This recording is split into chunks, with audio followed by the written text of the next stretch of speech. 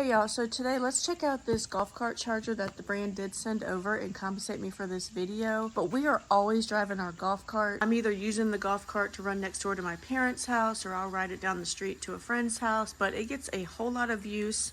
The batteries are brand new in it, but I'm still having to charge it about every 3 or 4 days because it does get so much use. So when the brand asked to send this over and let me try it out, I was super excited. So this is the 36 volt golf charger with the D style plug-in. They do offer them in various styles depending on what you need for your golf cart, but we have the 2-pin plug-in style like that, and it is made for the lead acid style batteries. All right, so in the box you'll get the instruction manual. This is the D style plug-in I was telling you about, and then the actual charger itself. I do love how small it is. It's very compact. I don't have to lug around a big box of cords and everything else to use it.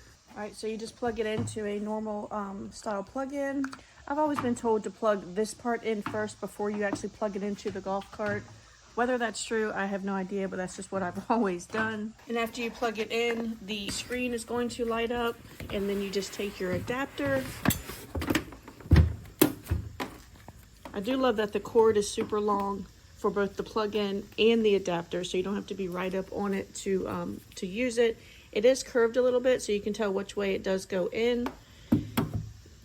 Just slide that right in there. And as soon as you plug it in, the screen's going to start changing again, and it's going to get your reading. So it's going to tell you the voltage and then the percent that the battery is at currently. So I'm at 42%.